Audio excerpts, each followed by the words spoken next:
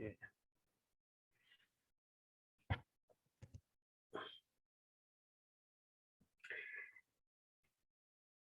All right, so time traveling, bilocating, relocating, trilocating, and multi-locations. And remote viewing is the a good skills. They're all good skills that I feel people should have in general. I actually really feel that this should be taught in kindergarten to the children. In my case, I've been blessed with this things from the Mayan people, the Tibetan people, and Hopi of the Sacred Mesa people. And I have to really be um,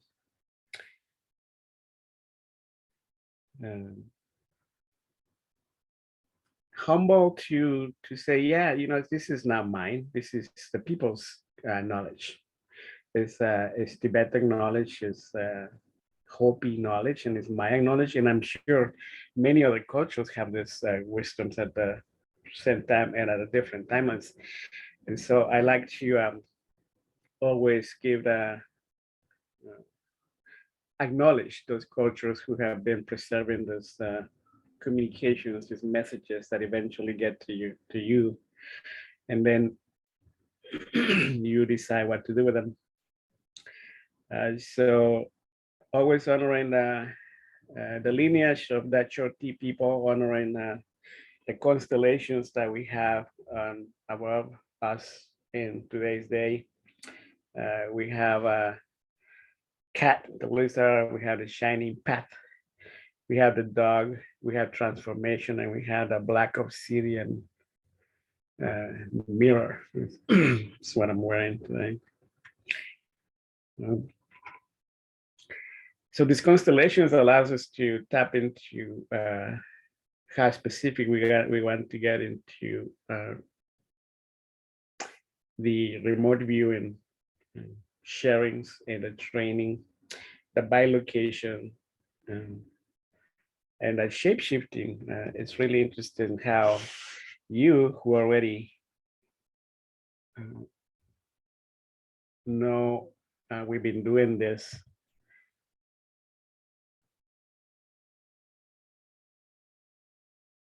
You have experienced something that, yeah, I like to know what your experience was. So in a few minutes, we're gonna share in the privacy of our rooms here. So we 2 weeks ago we gave some options. We gave the initial training. This is a commitment of 260 days. The number one protocol is we get up at 4:40 a.m. and we have 4 minutes to tour the sites that we're currently remote viewing and shape shifting into different characters that are readily available for us in this place where we go.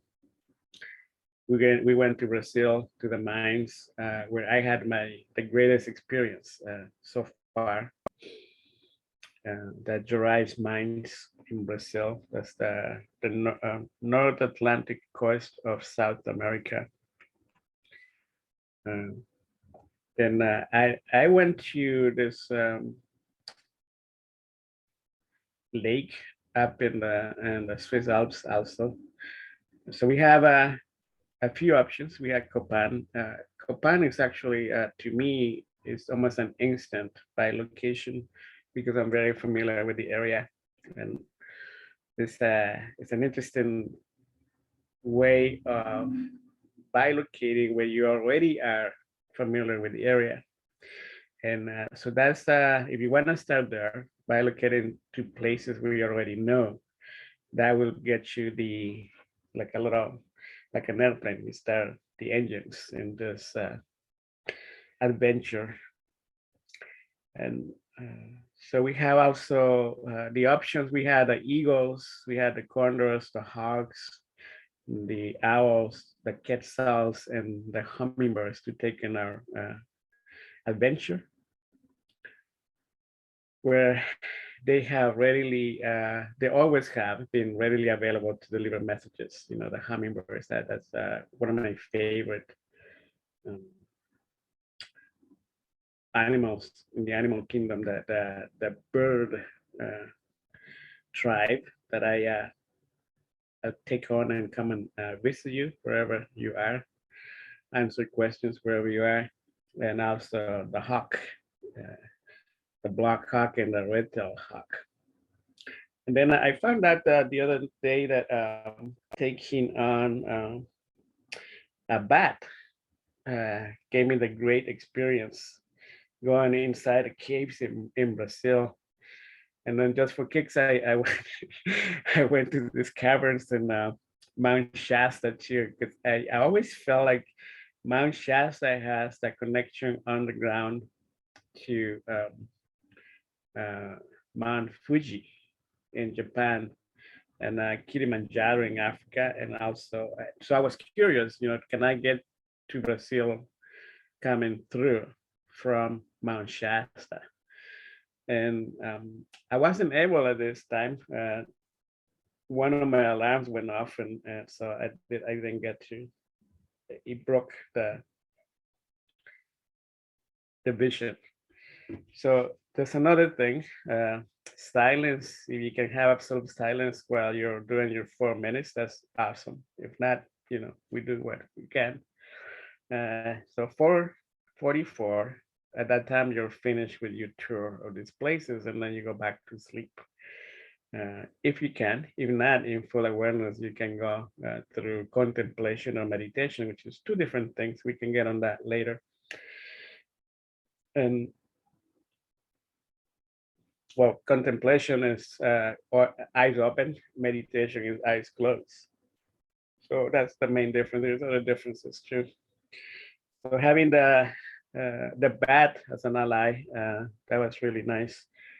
Then shapeshifting into a bee, butterfly, or dragonfly was also pretty amazing. I tried them all, but I'm still my favorite is still the hummingbird and the hawks. You know, they're just I just have a personal relationship with them.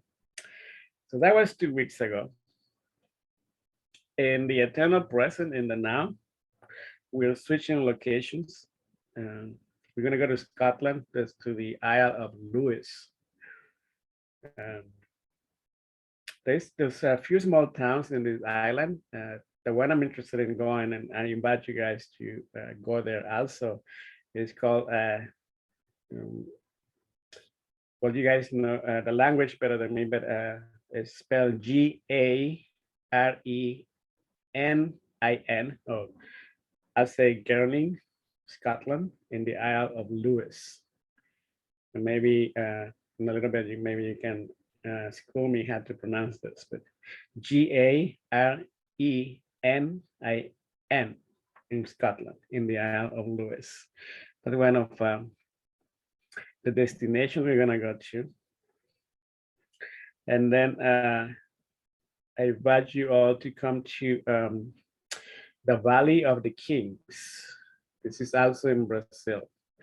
This is a lot of memory retrievals from there. There is those of you who have lifetimes in the Kush Valley in Pakistan or in Nepal or between the Euphrates rivers in Mesopotamia. You guys are familiar probably with the list of kings.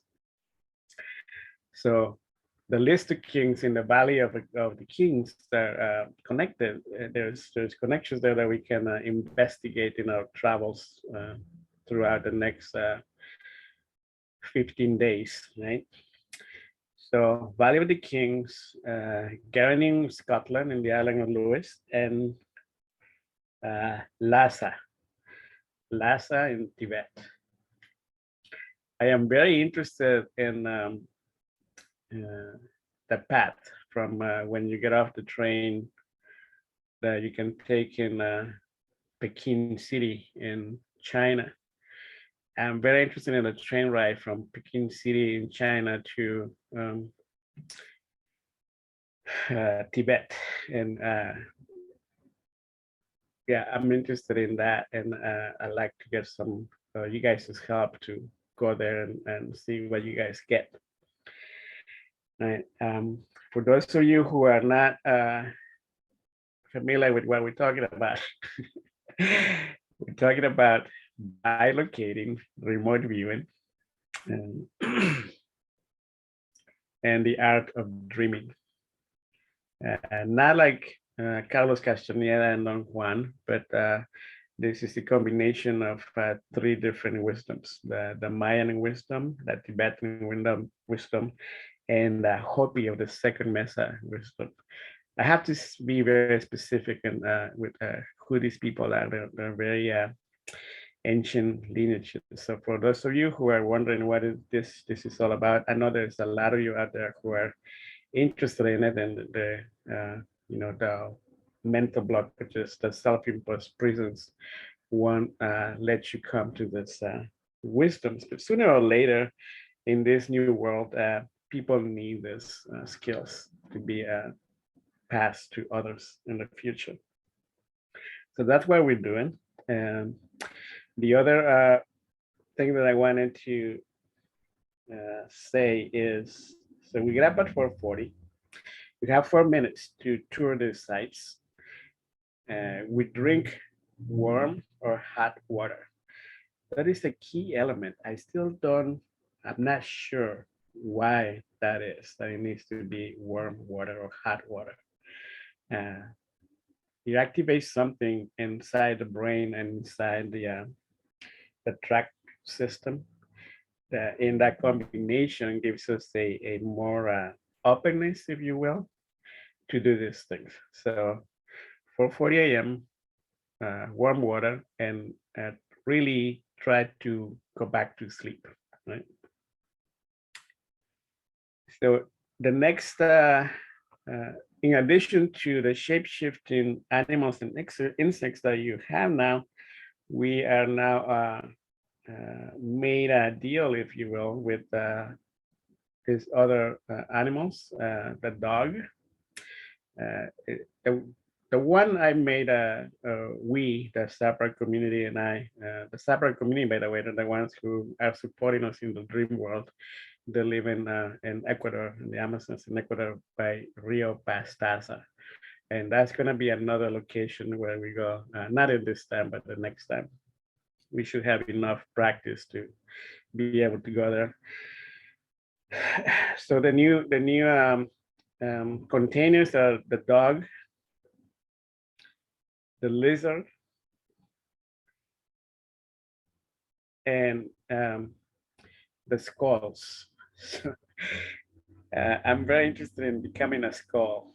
It can be any kind of skull and travel as the skull. I got plenty of them actually. That's one of the things I do.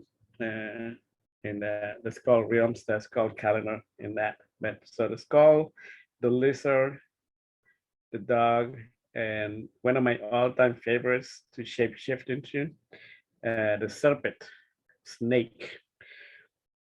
Pick your favorite snake. And if you're afraid of snakes, there's no other, in this new world, there's no time for fear. So it will be I will recommend that you take be that your first shape shifting in this next night. There's some really beautiful snakes. I recently became acquainted with the Appalachian Mountains black snake. So those are the different animals, the different locations that we're gonna go to. We are going to make an emphasis and really being able to remember in these 260 days of practice, there's going to be many different triggers, my own triggers, your own triggers, each other triggers in words that they might uh, they might be even offensive, uh, when you travel. uh, there's projections, astral projections. So you're navigating through uh,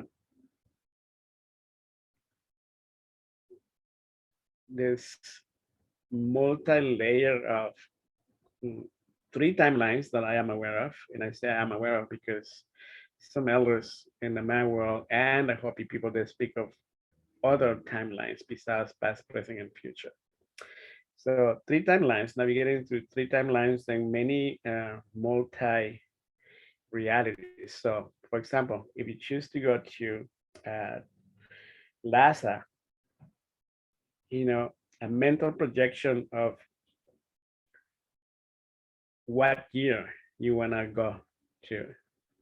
Because now this is really the essence of the second sharing is remember that when you remote view, bilocate, and dream, you're not only dreaming in this one 3D cognition timeline, you might be dreaming in 1801, for example, right? So what does that look like in Tibet? What does that look like in the Valley of the Kings? What does that look like in Roatan? Roatan is the third space, the fourth space actually, uh, besides Scotland and Tibet. Roatan is where it's a pirate town still today. It's an amazing island. It's a really beautiful touristic destination, but it's a pirate island, pirates island of the Atlantic coast of Honduras. So as you can see, we are dedicating time for the specific areas in Central America, in Asia and Brazil. I feel that these are all very receptive areas for spirits to come and work there, for the mind, the time travel machine mind that we all have to operate in these realms. So what does 1801 will look like in these places? And if you want to stay in the present, then um, it's everybody's choice. So which timeline do you want to go into, right? Which location? That's very important to before you go into your 4 minutes practice. It's important to put that projection out into the universe. So when you go to sleep, you're operating in the spiritual realm. You're sleeping, your body is fine and perfect and safe, but your mind is operating in the dream world, and by doing that, you're bilocating to different places. So the mystery of how this can be viewed, or how this cognition, and as having this cognition, then it's easier to mentally project it. So what happens when you go to sleep is you take on this receptive animal or insect, and in that location that you're viewing, if there is people there, they're gonna see you. You're gonna get eye contact, just like when we do eye contact here. And they're gonna be wondering what they're looking at, or where did you come from. So if you come across this instance, it's important to just send love, send no fear through your wings, through your making contact wherever insect you are. If you're making contact with a human, it's important to have the frequency of love facing out. Right? Another important question was, what happens if the hawk that you're traveling with has an accident, or the insect comes in the wrong place and it gets smacked, right? The answer is nothing. To you, to your spirit, to your safety, doesn't do anything. What it does, though, is uh, a red flag for you not to go there again for a while until you're fully more appreciative of the area. So if you feel that, if you, any of you guys ever get in the case where you feel any kind of negativity, or you feel like you're being hunted, this is not a reason to worry about. There's not nothing is gonna happen. It's not like in those movies that they're futuristic, and if you get killed there, you get killed here. No, that's a myth that the industry puts out for you not to do that, for you not to explore the skills. It's trying to instill it with fear. So just know that there's plenty of spiritual security with all my friends in the Amazons and in the second mesa. Also, and from the Mayan people, we're all safe, 100% safe, mentally, physically, and spiritually. However, what does happen is whatever is in our conscious is probably going to arise. And I hope that you guys, if that's happening to you, please share when we start sharing. This triggers things in your evolutionary aspect. So if there is shadow work that you might have been thinking of, just know that this is what it's a good vehicle. It's a very safety container where you can go there and be fine. You're not physically in danger. You're not mentally in danger, and you're not spiritually in danger. And so the other part of this sharing today was the homework, if you will. The homework is to make a list of what you think is negative to you, right? And after you make the list, the idea is to know that it's not negative anymore. It's going to be neutral. So the more things that you have felt or you have instructed by your teachers or your parents that is bad, that is negative, the more you bring to that neutral space, that the more free you feel from negativity. Because in reality, there's nothing bad, there's nothing good. It's all neutral. It's what you make of it. So that's really the second essence of this sharing in the second week is that. And then the third one is really to build, keep building your shield of anti-projection shield is what I call it. And when you do this kind of work, you become more magnetic than ever. And some of this magnetism might be attracting people, the wrong people. So just discerning and keep building. And no matter what people think of you, no matter people say about you, no matter people project on you, is going to bounce into the universe, and the universe will continue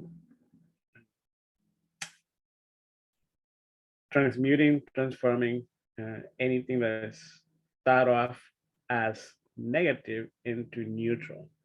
So the work that we're doing, all of you, me, myself, and the people who are coming along, it's a lot of beautiful work that you're actually doing it for us, but you're actually changing the timeless. We're changing the world one minuscule unit at a time. But it's extremely important. And I'd also like you to know that just because there's a few of us here in the Zoom room, it doesn't mean that we're the only ones. There is thousands of people of my friends that I have trained with since I was 17 years old. I we get up at 4:40 a.m. Wherever we are, and we go into the dream world. We are constructing, building this multiverse that we can all go and be what we want to be. We can all go and be what we need to be.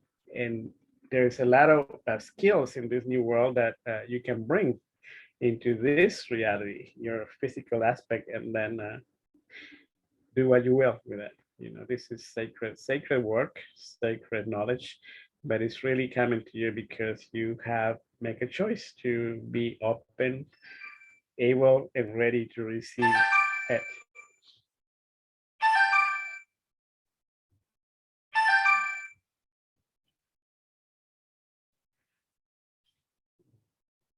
So with that, I would like us to be open to receive the blessings of the Mayan people, the Tibetan people, and the Hopi people to observing and receiving these messages that we will continue to receive the next 15 days. And I want to say, Matiosh, to all of you, Kun Tihash, Kep Tihash, or Shiv Tihash, Kahib Tihash, Hop Tihash.